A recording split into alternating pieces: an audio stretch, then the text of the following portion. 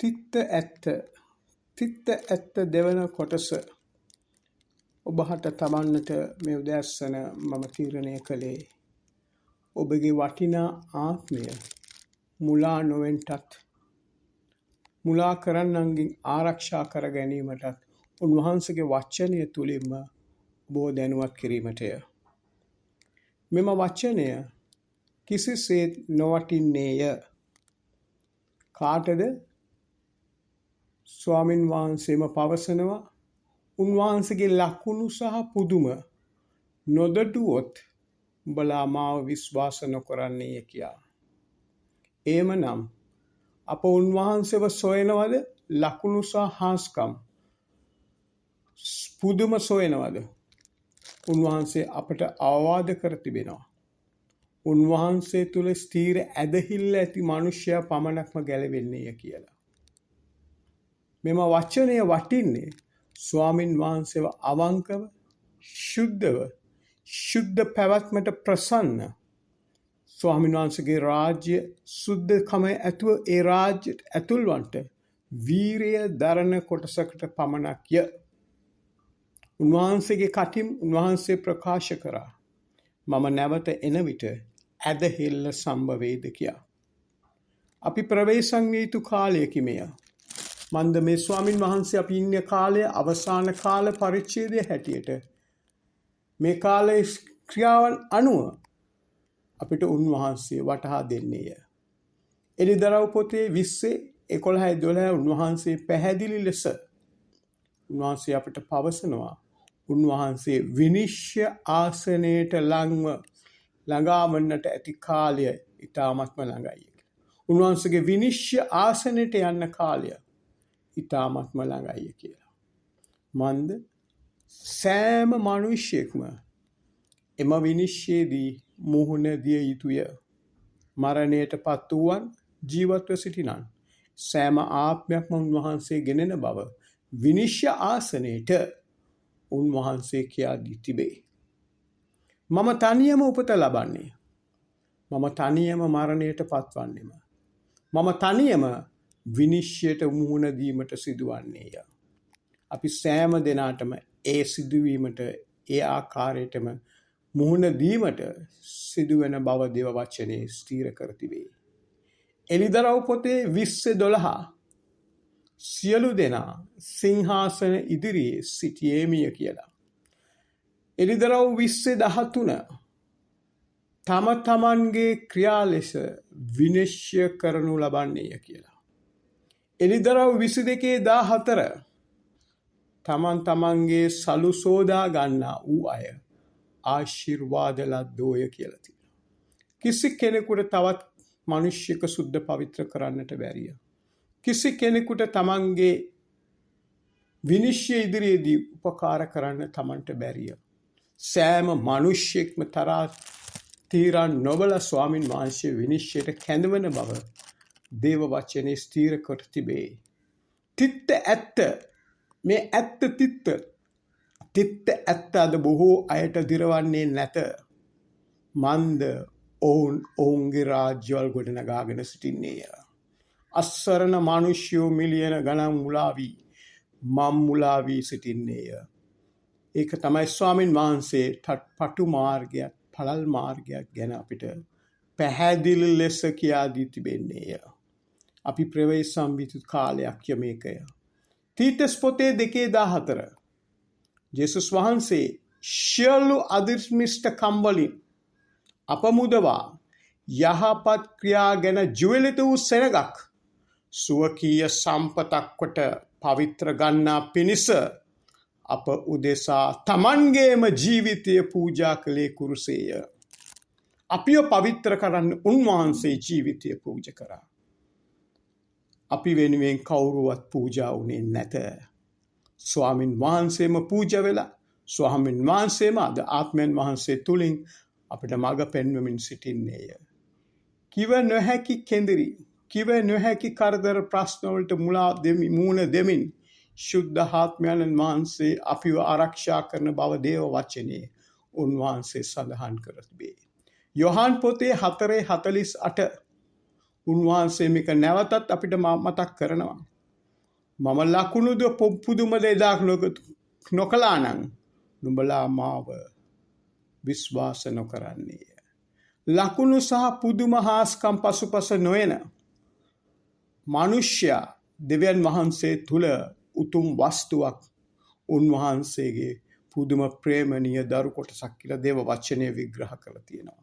එවැනි මනුෂ්‍යයන් වීමට අපි සෑදී පෑදී සිටිය යුතුයි. මම්මුලා නොවිය යුතුයි. ඒ වගේම ස්වාමින් වහන්සේ තුල විශ්වාසය ඇතුව උන්වහන්සේ තුල ගමන් කරන මනුෂ්‍යයාට උන්වහන්සේම කියනවා යොහාන් පොතේ 6:45 මම ඔවුන්ට උගන්වන්නේය කියාය.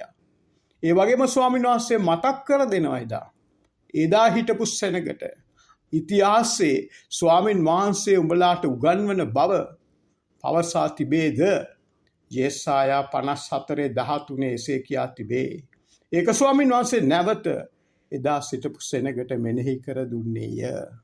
යූදාස් පොතේ 20:21 පදවල කියනවා නුඹලාගේ මේ ඊතා ශුද්ධ ඇදහිල්ල පිට නුඹලාම ගොඩනගා ගනිල්ලාය කියලා.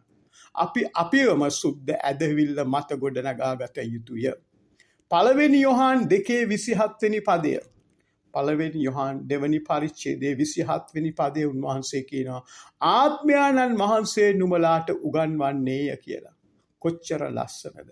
උන්වහන්සේ අපිව මේ ගමන ගෙනියන ආකාරය ඇසට නොපෙනෙන ආත්මයන්න් වහන්සේ ශුද්ධකමට ප්‍රසන්න ආත්මික දරුවන්ට උන්වහන්සේ පිහිට වෙන ආකාරය මේවා කාටත් කපා කොටා දමන්නට බැරිය.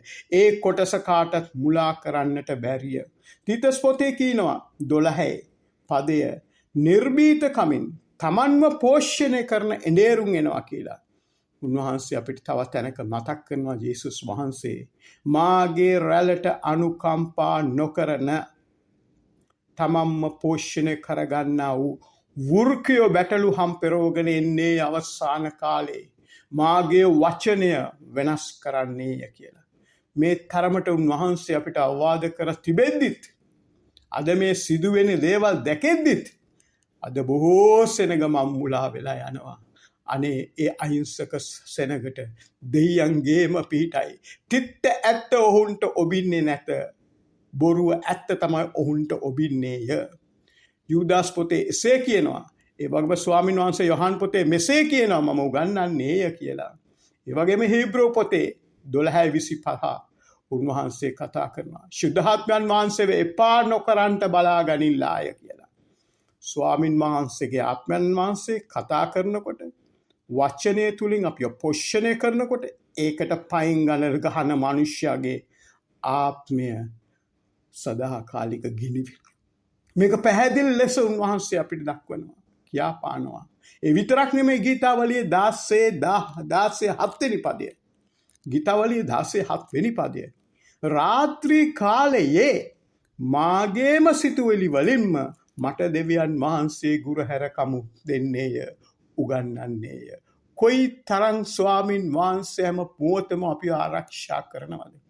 උන්වහන්සේ කියන ඇස පිය නොසලා අපිව රැකගන්නේය. නුඹලා නිදාගන්නේය මම නොනිදා නුඹලාව ආරක්ෂා කරන්නේය. අපි රාත්‍රියේ නිදා ගන්නවා. අපේ සිතුවිලි තුලින්ම ස්වාමීන් වහන්සේ අපිට උගන්වනවා. මේ උස්සස් ක්‍රියාවන්, මේ උතුම් ආත්මික ක්‍රියාවන්, මේ බල මහිමාන්තික ක්‍රියාවන් අපිට තේරුම් ගන්න පුළුවන්ද? අද මේවා තේරුම් කරලා දෙන්න අද මිනිස්සු ඉන්නවද? අපි කුඩා කාලේ අපිට සැබෑ දේව දාසයෝ සිටියා. තමන්ගේ ජීවිතය කැප කරගෙන තියෙන දේවල් දන් දීලා උසස් රැකියාවල් අත්හැරලා ස්වාමින් වහන්සේත් එක්ක පවුල් තුමා ගමන් කරනවා වගේ ගමන් කරපු සේනාවක් හිටියා ඒ කාලේ. ලංකාවෙත් හිටියා, මුළු ලෝකෙත් හිටියා. අද එවැනි අය සොයාගන්න නැහැ. අද දේව වචනය මාරු කරන තරම් අධර්මිෂ්ඨයන් සිටින ලෝකයක අපි ජීවත් වෙන්නේ. ශුද්ධ දේව වචනේ යේසුස් වහන්සේ එක තැනකයි අපිට ලියලා දීලා තියෙන්නේ, කියලා දීලා තියෙන්නේ. ඔබ යාඥා කරනකොට මෙසේ යාඥා කරපන් කියලා. ඒ යාඥාව පවාද ඒ ශුද්ධ යාඥාව පවා පරීක්ෂාවට නොපමනුව නපුරාගෙන මාව ආරක්ෂා කරමැනව. එදිනෙදා මට භෝජනය දුනු මැනව. මේ උතුම් වචන වල තියෙන ගැඹුරත්වය කොයි තරම් උතුම්ද? එදිනෙදා ඒ කියන්නේ අද රාත්‍රියේ මම මැරුණොත් හෙට මට මොකක් වෙයිද? ඒ නිසා ස්වාමින් වහන්සේ කියන හෙට ඔබ ගැන කනස්සලු නොවෙලා අදට අවශ්‍ය දේ මම සපයන්නේ මේ. කාටද මේ කතා කරන්නේ? ස්වාමින් වහන්සේගේ ආත්මයට ප්‍රසන්නව, ආත්මයන් වහන්සේගේ ශුද්ධකමට ප්‍රසන්නව, තමන්ගේ ජීවිත පැවැත්ම සුද්ධකම තුළ ගමන් කරවන්න ප්‍රසන්න ආත්මයන් වහන්සේගේ ගුරු හැරකම් ලබන සෙනකට ස්වාමින් වහන්සේ කතා කරනවා ඉඳගෙන. උන්වහන්සේ කියන නුඹලාගේ ශරීරය මාගේ මාලිගාවය. 6:19 පළවෙනි කොරින්ති වහන්සේට ගැඹුරු පණිවිඩයක් අපිට කියනවා. පළවෙනි කොරින්ති 6:19 නුඹලාගේ ශරීරය දෙවියන් වහන්සේගෙන් ලැබූ නුඹලා තුල ඇත්තා වූ ශුද්ධාත්මයන් වහන්සේගේ මාලිගාය. කොච්චර ගැඹුරු උන්වහන්සේගේ බලවන්ත ක්‍රියාවක් අප තුල ක්‍රියාත්මක වෙනවද? උන්වහන්සේගේ ආත්මය අපේ ශරීරය තුල ක්‍රියා කරන ආකාරය උන්වහන්සේ උගන්වන්නේ මේ. දෙවියන් වහන්සේගෙන් ලැබූ නුඹලා මෙවැනි කොටස උන්වහන්සේගේ උතුම් කොටසක් හැටියට උන්වහන්සේ සලකනවා. උන්වහන්සේ කියනවා ඉදා ඉඳගෙන දෙවියන් වහන්සේගේ දරුවන්ට මාගේ ගෝලයන්. තව තැනක යේසුස් වහන්සේ කතා කරලා කියනවා ඉඳගෙන මාගේ දරුවන්. තවත් තැනක ස්වාමින් වහන්සේ කතා කරලා කියනවා යේසුස් වහන්සේ මාගේ මිතුරන් කියලා. බලන්න උන්වහන්සේ කොයි තරම් අපිව පාපිෂ්ඨ ලෝකයෙන් ගලවලා ශුද්ධාත්මයන් වහන්සේගේ මඟ පෙන්වීම මත ආත්මයන් වහන්සේගේ ගුරු හැරකම් මත අපිව මේ ගමන අරගෙන යනකොට උන්වහන්සේ අපිට දෙන වරම එමත් නැත්නම් නාමය මාගේ මිතුරන්. තවත් තැනක උන්වහන්සේ කියනවා මාගේ ලපැත්තේ නුඹ හාන්සි වන්නට යන්නේ. කොහෙද මේ? උන්වහන්සේ වැඩ සිටින්නව අපින් කටින් වචනින් කියනව සුද්ධ ස්ථානයේ නැමැති ස්වර්ග ස්ථානයේ. උන්වහන්සේම කියන මගේ ලපැත්තේ නුඹ හාන්සි වන්නේය. මම බොන භාජනයෙන් නුඹ බොන්නේය, නුඹට බොන්න මම දෙන්නේය කියලා. එදා පීලාත් රාජ්‍යරු අහනකොට යේසුස් වහන්සේගේ රාජ්‍ය කුමක්ද කියලා. ඔබට තේරෙන්නේ නෑ මම කිව්වට කියලා කියනවා. මාගේ රාජ්‍ය පොළව නෙමෙයි. මාගේ රාජ්‍ය ස්ථානයේ කියලා ස්වාමීන් වහන්සේ දෙවියන්සේගේ දරුවාට අදත් ඒ දේ කතා කරලා කියනවා. මුලා නොවෙන්න, අන්ධ නොවෙන්න, මිනිසුන් යනවන් පාලේ යන්න එපා. දැසන නැකිලා උන්වහන්සේට කතා කරන්න.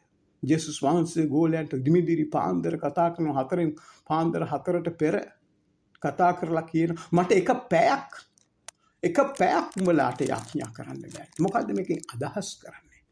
මාත් එක්ක සම්බන්ධ වෙයක්. මට කතා කරපන්. ඔබේ ප්‍රශ්න මට කියපන්. මම පිළිතුරු දෙන්නම්. අද කරනවද පාන්දර 4ට? පාන්දර 3:00ට නැගිටලා උන්වහන්සේට කන්නලව් කරනවද? පැය 24න් පැය 23ක් තියාගන්න. එක පැයක් මට දෙන්න. උන්වහන්සේ මෙච්චර ගැඹුරු විදිහට අපි උගන්වලා දේව වචනේ අපිට පොතක් වගේ සකස් කරලා දීලා තිනවා. ඒක උස්සගෙන හැම තැනම යනවා මම්මුලා උච්ච ස්ථානවල වලට. යේසුස් වහන්සේගේ වචනය කඩම් පිට පෙරලලා අහිංසක මිනිස්යන්ව මුලා කරන යේසුස් වහන්සේගේ නාමය කතා කරන උන්වහන්සේ ක්‍රියා කරන බලය පාවිච්චි කරමින්. නමුත් යේසුස් වහන්සේගේ වචනයට පහින් ගන්නවා.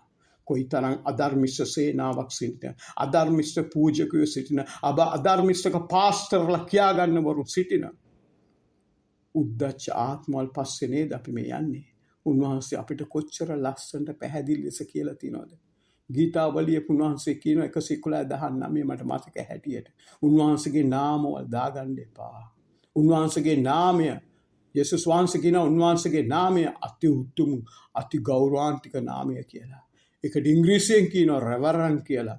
අද මේ උද්දච්ච සෙනග ආත්මයන් වහන්සේගේ මඟ පෙන්වීමක් නැති, කිසි යටහත්කමක් නැති, බයක් නැති මිනිස්සු බය නැතුව නමට ඉස්සලා යේසුස් වහන්සේගේ දෙවියන් වහන්සේගේ නාමය දා. යේසුස් වහන්සේ පවා බය වුණා. කතනක කියනවා මම නෙමෙයි දෙවියන් වහන්සේ. ඒ අවස්ථාවේ උන්වහන්සේ යේසුස් වහන්සේ ශරීරයෙන් මනුෂ්‍යයන් තුළ සිටින නිසා ඒ නාමය දෙවියන් වහන්සේට අයිති. ඒ තරම් ස්වාමීන් වහන්සේ අපිට පැහැදිලි ලෙස මේවා කියලා දීලා තිනවා. බය නැතුව අදේ නාමවල දාගෙන ඉඳගෙන නමට ඉස්සර රෙවරන් ඩොක්ටර් කියයි, ප්‍රොෆෙසර් කියයි. අනේ ස්වාමීන් වහන්සේ අඬනවා නොවේද? උන්වහන්සේ අඬනවා නොවේද? උන්වහන්සේ කතා කරලා කියනවා නේද මං වගේ කුඩා දරුවෙක් වෑම්, මං වගේ යටහත් වෑම්, කුඩා දරුවෙක් යටහත් වෙන ආකාරයෙන් ඔබ යටහත් යන් ස්වාමීන් වහන්සේගේ රාජ්‍ය දකින්න ඕනේ නම් උද්දච්චකම් උඩලුකම් ස්වාමීන් වහන්සේ ඔබින්නේ නැහැ. ස්වර්ගයේ රාජ්‍යයට යන්න වටින්නේ නැහැ. ඒවා ස්වාමීන් වහන්සේට අයිති ස්වර්ග රාජ්‍යයට අයිති දේවල් නෙමෙයි. ඒවා යක්ෂ අසුද්ධ ආත්ම වලට අයිති දේවල් අප තුළ තියෙනකොට අපි කොහොමද ස්වාමීන් වහන්සේගේ රාජ්‍යයට සුදුසුකම් ලබන්නේ? උන්වහන්සේ විශේෂයෙන්ම මේ දවස් අපිට අවවාද කරගෙනම සිටිනවා. අවවාද